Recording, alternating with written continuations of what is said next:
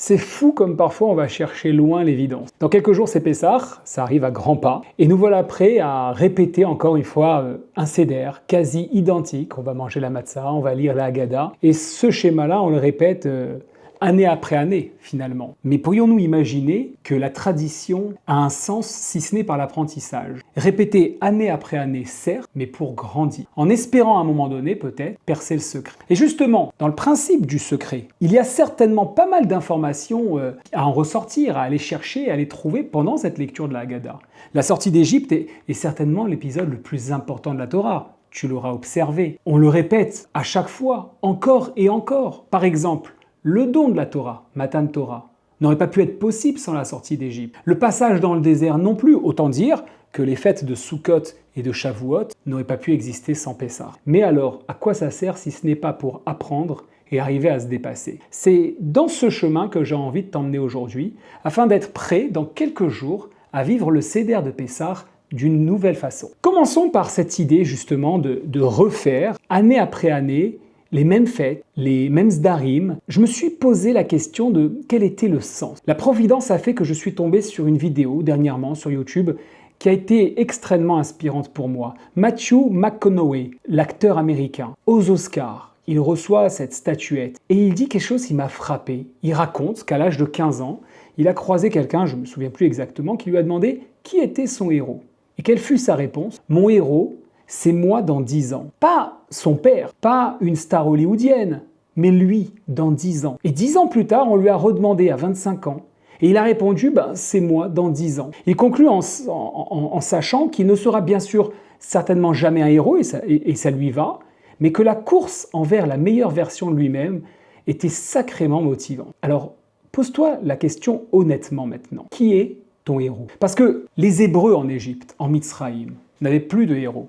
Tu imagines bien que 400 ans d'esclavage, 400 ans à construire les villes de quelqu'un d'autre en plus, 400 ans à porter une identité qui n'est pas la leur, mais aussi 400 ans à porter des pierres, encore une pierre, toujours les mêmes pierres, comme ces fêtes que nous répétons année après année finalement. Le héros de Matthew McConaughey, il se retrouve tous les 10 ans, mais nous nous retrouvons finalement tous les ans. C'est peut-être là une grande différence. Tous les ans, notre héros intérieur recule d'un an et c'est vers lui finalement qu'on doit courir. Tenter de ressembler à l'homme ou à la femme qu'on voudrait être l'année prochaine, et ce qui explique la phrase « Les Shana Haba Birushalayim ». Regarde comme le dessin a été bien programmé, comme la vision est clairement identifiée et le chemin indiqué. Mais cela, c'est louper un petit morceau d'histoire. Un petit morceau d'histoire qui se présente justement là où on ne l'attend pas. Les Hébreux ont fait une bonne partie du travail, ou peut-être pas justement. Moshe est responsable de beaucoup. Ils sont sortis d'Égypte, certes, ils ont suivi le leader, ils arrivent devant la mer, les soldats égyptiens sont dans leur dos, avec Pharaon, et la mer est devant eux. Ils se plaignent à Moshe. Il leur dit « Pourquoi tu nous as fait sortir pour mourir ici dans le désert ?» Que fait Moshe?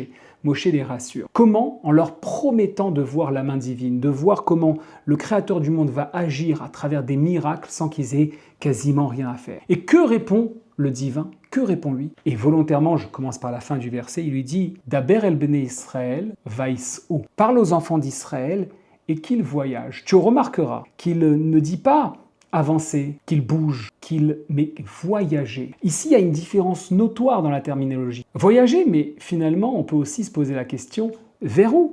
C'est exactement là, finalement, qu'on en est tous. Et aujourd'hui, encore plus qu'on peut ressentir cela avec la situation actuelle. Malgré le danger derrière nous, voire autour de nous, malgré peu de visibilité devant nous, regarde le parallèle comme il est extraordinaire. La mer est devant eux, peu de visibilité, peu d'espoir, Pharaon est derrière, l'armée, la guerre, et Dieu dit encore une fois, voyager. Contrairement à bouger, avancer, ça oblige à quitter un endroit que l'on connaît pour aller vers un endroit qu'on ne connaît pas forcément, en tout cas un endroit qui est très loin. Pas entre la mer et Pharaon, mais entre qui tu es et qui tu peux vraiment devenir. Ce que nous voyons difficilement, c'est qu'en fait nous sommes face à un piège. Un piège parce que depuis tout petit, ce n'est pas dans cette direction qu'on nous emmène. On nous apprend à ajouter des couches. On nous apprend à rester là où nous sommes et à ajouter. Trouver une bonne école et y rester 10 ans. Trouver une bonne société et y faire carrière.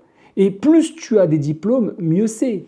Plus tu as une bonne stratégie, mieux c'est. Plus tu as de la technique, mieux c'est. Mais aussi, plus tu achètes, plus tu as d'argent, plus tu as d'amour, on te demandera toujours plus. La plupart des gens passent leur vie à construire ce qu'ils croient devoir être et finissent finalement par ne plus savoir qui ils sont vraiment. C'est là, un des principes fondamentaux du Hametz. Ce que j'ai dit, Hametz, ouais. Le Hametz, c'est quoi? C'est cette pâte levée, c'est celle qui gonfle finalement, celle qui prend de la place, ou du moins celle qui croit être plus grand qu'elle n'est vraiment. Et Pessah, c'est quoi? C'est l'acte d'enlever. Pas de la cuisine, voyons, de toi. La matzah, c'est la pâte non levée, justement. C'est l'essentiel pur. C'est celle à laquelle on n'ajoute rien. La matzah, ce n'est pas du pain, réellement. Si tu tapes sur Google ou sur YouTube recette du pain, tu verras que c'est pas ça. La matzah, c'est de la farine, de l'eau, pas de sel, pas de levure, pas d'œuf, pas d'huile. Ce qu'on est vraiment sans ajout. La matzah, c'est ce qu'on est vraiment sans ajout, sans artifice, sans. C'est pas plus de diplôme, ce n'est pas en fait le diplôme qui va définir qui tu es, ce n'est pas le titre médecin, avocat qui va définir qui tu es, ni le chiffre qui est sur ton compte bancaire qui fait qui tu es vraiment. La nuit de Pessah, on ne te demande pas d'être plus fort. Elle te demande d'être plus vrai cette nuit-là. Elle te demande de mieux te connaître, d'être capable d'entreprendre ce voyage. Alors, Daber el Bene Israël vaïsou. Il y a quelques jours, j'ai relu le Or HaChaim HaKadosh sur la Parashat Béchalar. Et là-dessus, il apporte un commentaire exceptionnel. Daber el Bene Israël, j'en ai eu le souffle coupé. Il dit, Moshe parle aux Hébreux et demande au divin de les aider, puisqu'il se met à prier juste après. Et que répond le divin à Moshe? J'ai dit tout à l'heure que je commençais par la fin du verset. Ma titzak alai, qu'est-ce que tu me veux? Qu'est-ce que tu viens crier vers moi? Qu'est-ce que tu me sollicites? Le Or HaChaim ajoute, En adavar taloui bidi, ça ne dépend pas de moi.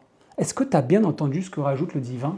Ça ne dépend pas de moi. Parce que dans notre vie, on peut imaginer qu'il y a quelque chose qui ne dépend pas du divin, et pourtant, à ce moment-là, tous les commentateurs sont d'accord d'ajouter là. Le Or HaChaim, il explique une chose. Le peuple d'Israël était spirituellement au même niveau que les Égyptiens à ce moment-là. Et donc Dieu ne pouvait pas forcer le miracle. Pourquoi? Parce que c'est la phrase qu'il faut retenir. Les enfants d'Israël étaient au même niveau spirituellement que les Égyptiens. Israël n'était pas au niveau de la création. Bara, de la bria, Bereshit bara Elohim. Dieu est capable de créer et nous sommes un Elohim dans ce monde. Il n'était pas capable de rêver, il n'était plus capable de croire, il n'était plus capable d'avoir la vision, de voir. Ils étaient au même niveau que les Égyptiens. Ça veut dire qu'ils n'étaient justement pas au niveau du divin pour qu'il puisse lui-même intervenir. Ils étaient au niveau de la matérialité, ils avaient l'habitude d'assembler des pierres. C'est-à-dire travailler plus pour gagner plus. Je travaille plus d'heures, si je gagne 100 € de l'heure, si je fais 4 heures, j'ai 400 €, 2 heures, 100 €. C'est-à-dire une manière tangible, sans émouna, sans rien d'autre. Alors il fallait que ça vienne du bas. Il fallait que les Hébreux comprennent. Tu sais à quoi ça me fait penser? Ça me fait penser à cette scène dans le vieux film, pour les plus anciens, Hook, Peter Pan, avec Robbie Williams. Quand il est devenu un adulte, ça y est, il a un super poste, il a un titre honorifique. Et là, la fée Clochette vient le chercher. Qu'est-ce qu'il doit faire? Il doit se rappeler de sa pensée heureuse pour redevenir Peter Pan. Il doit être capable d'y croire et de recommencer à rêver comme un enfant, en allant chercher qui il est vraiment à l'intérieur, ce qui le fait vibrer, ce qui lui donne son énergie, sa puissance. Et chez nous ici, c'est notre connexion à notre âme. J'adore à ce titre la phrase de Napoléon Hill. Il a dit ça en 1937 dans le livre « Réfléchissez, devenez riche ». Ne vous fiez pas à vos rêves si vous les avez bâtis à partir de l'extérieur. Le seul vrai point de contrôle de votre mission personnelle se situe à l'intérieur de vous. C'est pas magnifique cette phrase? Parce que 3000 ans d'écart se séparent entre cette période et là, il répète les mêmes mots. Il le dit à sa manière, ok. Alors franchement, si lui l'a compris en 1937, qu'est-ce que tu attends? Le miracle n'attend pas nos prières, il attend notre acte, nos différentes actions. Vaïs, voyager, lâche l'affaire. Nachshon ben Aminadav, tu vois qui c'est? C'est celui qui entre en premier, il avance seul, il combat ses peurs, sans garantie. Je voudrais investir, mais bon, c'est garanti, sa situation. Il y a une garantie là-dedans. On a aujourd'hui quoi? Des assurances. On ne fait plus rien sans garantie d'être couvert.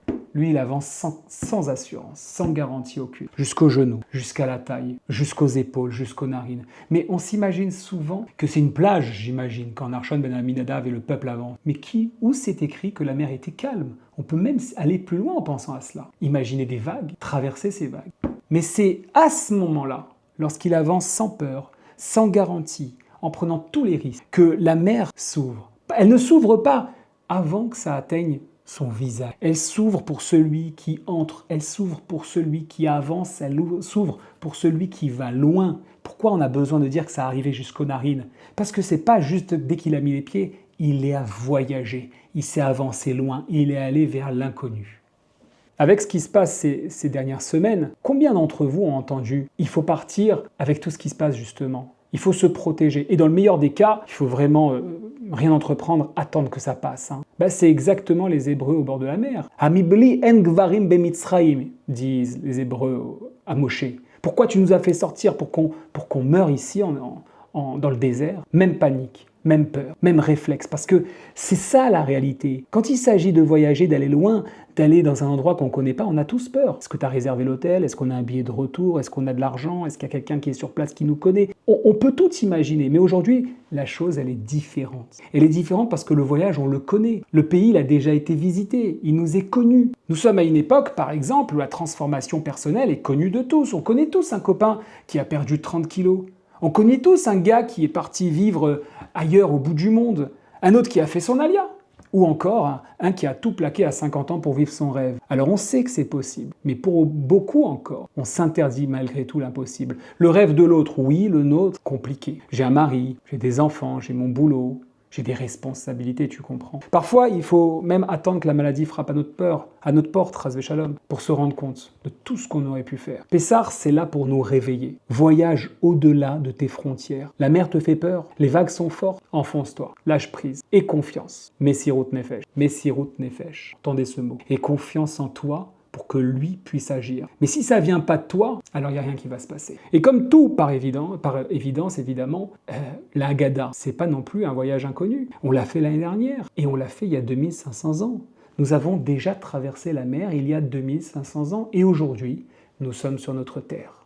Ce qui veut dire qu'on connaît ce voyage, donc on peut aller encore plus loin, plus fort, avec plus de confiance, avec plus de certitude, sans peur. Et alors bien sûr, quand on a dit tout cela, on a le droit de s'interroger, c'est quoi finalement un vrai Pessah? Il faut faire quoi? Alors je vais citer encore une fois Napoléon Hill, parce que si lui a compris 10%, est-ce que tu ne penses pas qu'on peut comprendre 90%? En faisant ce que nous aimons. Nous nous plaçons dans une zone où le temps ne compte même plus. Notre mission reflète la passion qui illumine chaque instant de notre vie.